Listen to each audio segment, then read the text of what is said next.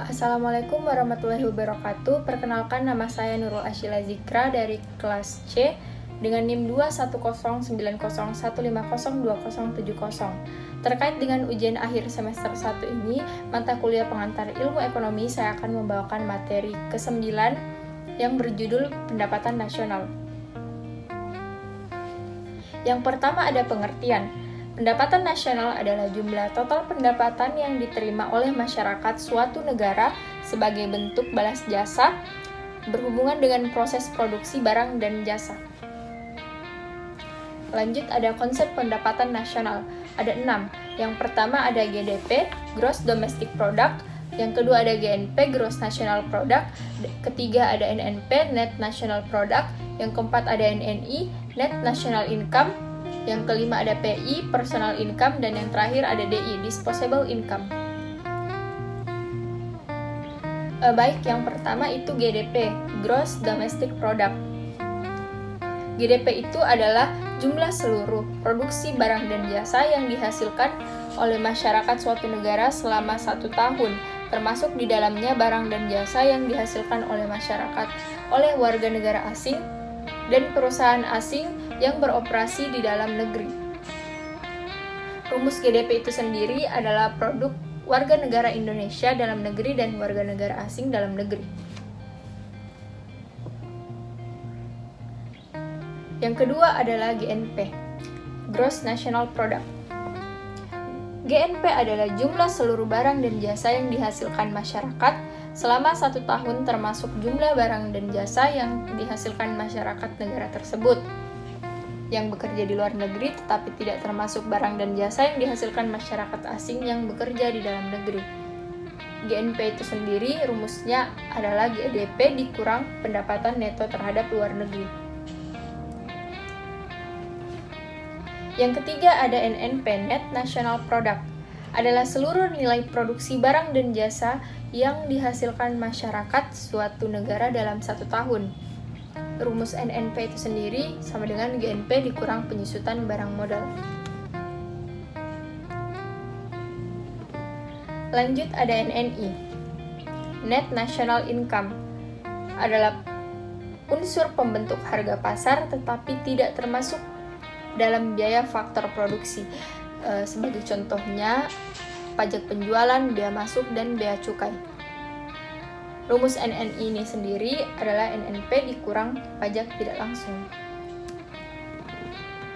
Yang kelima ada PI, Personal Income atau pendapatan pribadi. Adalah pendapatan yang berhak diterima oleh seseorang sebagai bentuk balas jasa atas keikutsertaannya dalam proses produksi.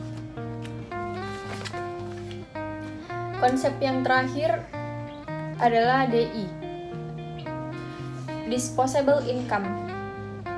DI adalah pendapatan yang diterima seseorang yang siap digunakan untuk keperluan konsumsi maupun untuk disimpan atau ditabung. Besarnya pendapatan bebas adalah pendapatan perseorangan dikurangi dengan pajak langsung, atau singkatnya DI sama dengan PI dikurang pajak langsung.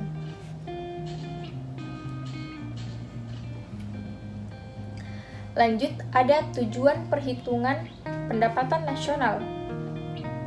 Ada 4. Yang pertama, untuk mengetahui kemajuan perekonomian suatu negara. Yang kedua, untuk memperoleh taksiran nilai barang dan jasa secara akurat. Yang ketiga, menganalisis faktor dan mempengaruhi kemajuan ekonomi negara. Dan yang keempat, untuk membuat rencana pembangunan.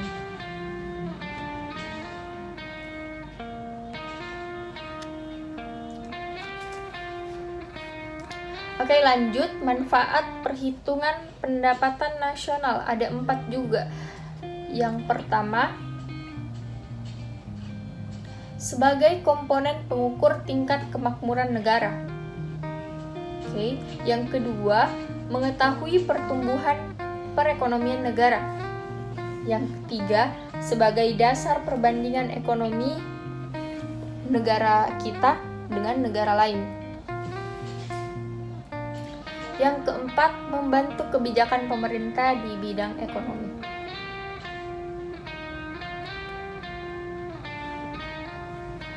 Oke, di sini lanjut ada beberapa faktor yang mempengaruhi pendapatan nasional.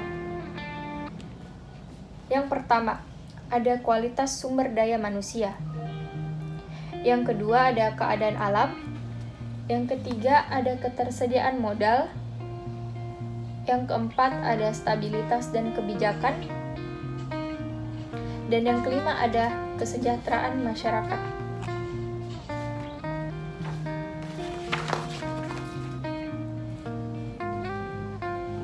Oke, lanjut di sini ada pendekatan pendapatan.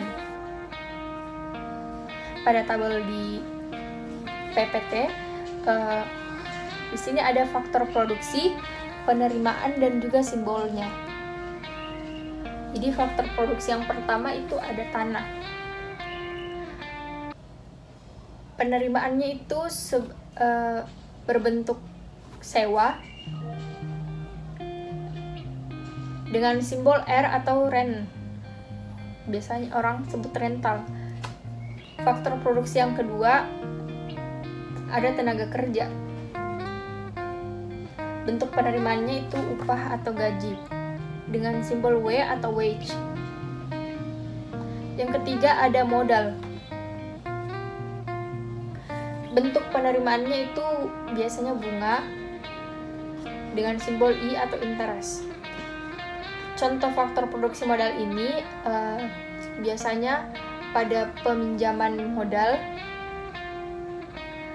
dan pada saat pengembalian utang atau pembayaran utang itu terdapat bunga, yang dimana bunga itu tersebut termasuk pendapatan atau income di sini.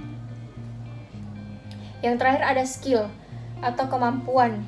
Bentuk penerimaannya itu profit atau kita mendapatkan keuntungan dari kita menggunakan atau memanfaatkan skill atau kemampuan yang kita punya. Simbol profit tersebut itu adalah P. Lanjut ada pendekatan pengeluaran. Pada tabel ada rumah tangga, ada pengeluaran dan juga simbolnya. Rumah tangga yang pertama, konsumen. Konsumen itu kan orang atau pelaku yang mengonsumsi suatu barang atau yang menggunakan suatu barang dan jasa. Ya, bentuk pengeluarannya itu tadi konsumsi. Simbolnya C, consumption. Yang kedua ada pemerintah. Bentuk pengeluarannya ya pengeluaran pemerintah. Simbolnya itu G, government expenditure. Yang ketiga ada perusahaan. Bentuk pengeluarannya itu investasi. Atau simbolnya I, investment. Yang keempat ada luar negeri. Bentuk pengeluarannya itu ekspor impor. Simbolnya X itu sebagai I, ekspor, dan M sebagai impor. Lanjut di sini ada contoh soal. Nomor 1, perhatikan komponen pendapatan nasional dengan pendekatan pendapatan dan pengeluaran. Berikut data-datanya. Pertama ada pendapatan upah atau gaji sebesar Rp5.4.500 atau disingkat sebagai wage. Yang kedua ada keuntungan perusahaan sebesar Rp750.000 atau profit, keuntungan. Yang ketiga ada bunga modal sebesar Rp480.000 disingkat sebagai E atau interest. Yang keempat ada belanja pemerintah sebesar Rp9 juta. Lanjut ada ekspor barang dan jasa sebesar Rp5.100.000. Dan yang terakhir ada pendapatan sewa sebesar Rp350.000 atau singkatnya rental ya, biasa. Jadi yang ditanyakan itu besarnya pendapatan nasional dengan pendekatan pendapatan. Rumusnya itu sama dengan jumlah itu tadi, jumlah 4 dari bentuk penerimaannya, yaitu sewa, upah atau gaji, bunga, dan juga profit. RWIP. Langsung saja dimasukkan angka-angkanya. R di sini atau biaya sewanya Rp350.000, W atau wage Rp5.4.500 dan I atau interest 480.000, dan yang terakhir P atau profit keuntungan sebesar 750.000. Jadi total pendapatan nasionalnya itu 6.584.500 rupiah. Lanjut ke contoh soal nomor 2. Karena tadi sudah pendekatan pendapatan, sekarang contoh soalnya pendekatan pengeluaran. Diketahui data berikut. Yang pertama ada konsumsi sebesar 253.712 rupiah atau disingkat sebagai C simbolnya. Yang kedua ada investasi sebesar 75.500 rupiah disingkat sebagai investment. Yang ketiga ada konsumsi pemerintah atau government expenditure 25.147 rupiah. Yang keempat ada bunga 27.710 rupiah. Lanjut ada ekspor atau X sebesar 120.021 rupiah, impor atau M sebesar 23.575 rupiah, dan yang terakhir datanya di sini ada laba pengusaha atau profit sebesar 2.741 rupiah.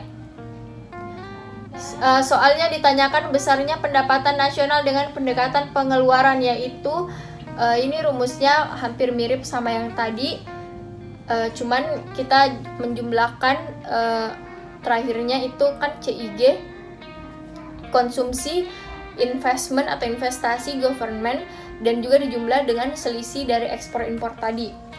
Jadi pertama kita masukkan saja dulu angkanya.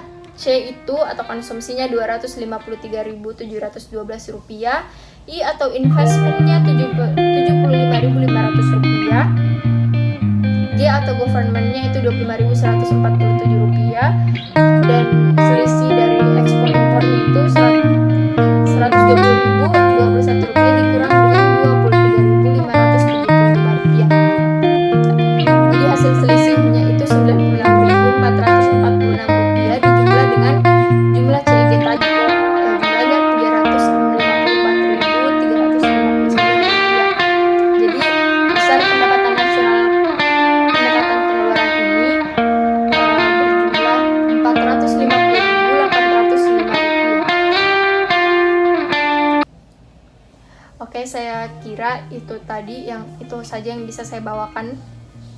Kurang dan lebihnya mohon dimaafkan. Terima kasih atas perhatiannya. Wassalamualaikum warahmatullahi wabarakatuh.